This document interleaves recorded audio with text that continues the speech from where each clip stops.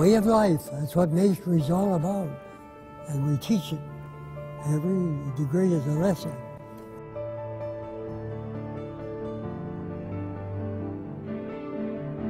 Masonry really gives us, through ritual and through its teachings, the way to find the meaning of life.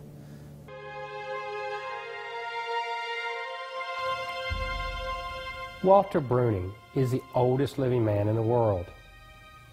Walter is a Scottish Rite Freemason who joined the fraternity in 1925. During his life, 22 of the 44 U.S. presidents have held office. Walter has witnessed the homesteading of Montana, 2 world wars, the Great Depression, and man's first walk on the moon. As Associate Director of Membership Services, I had the opportunity to speak with Walter about his experiences as a Freemason. I also spoke with Justin Davis, a young Scottish Rite Mason who is just beginning his Masonic journey. As a Mason, Justin is continuing a great tradition started by his grandfather. These are their stories. But I became active from the time I got in there.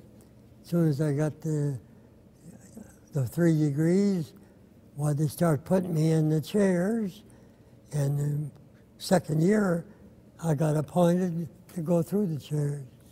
So in '34, I became master of it. But at that years, all the officers had to learn everything. Everything there was, you know. Well, years ago, you know, Masonry damn near become extinct. You remember in the country? Almost extinct. And then it came back.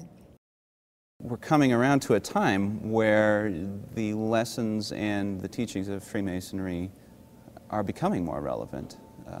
We see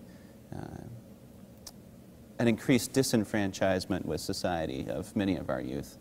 And so they're not connecting with a lot of other organizations. And I think they're looking for something that creates meaning in life and creates a goal to work towards.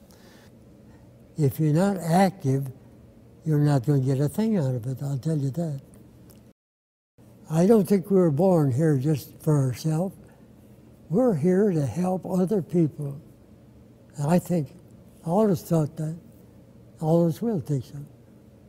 Helping other people is the greatest thing that there is. I think it was Newton that said it, Freemasonry is the fatherhood of God over the brotherhood of man. And just that simple statement brings home what our relationship on earth and in our existence is. We are the children of God, and we are here to treat each other like brothers. Going back to my grandfather, who was Grand Master of the state of Montana, and my father's past master of the lodge in Livingston, where I grew up. And it was always around. It was always part of my life growing up. And so it was never a secret in our house about their membership in Masonry and exactly what it was and what it did for them. And so it was only natural when I turned 19 that I was of age to petition the lodge, and that was something I definitely wanted to do right away. And just like I learned all of my home improvement skills and all of my handiness from my father, so I've learned much of my moral skills and my, I guess, ethical and moral tool chest for becoming a better man from Scottish Rite. We are this imperfect person, imperfect man, and there's always some way to improve ourselves. But you got to have the right tools for that, and I think Scottish Rite provides those tools and shows you the way to progress as a person and as a man. 84 years separate Walter and Justin. Yet what they have learned from the Scottish Rite and Freemasonry has not changed.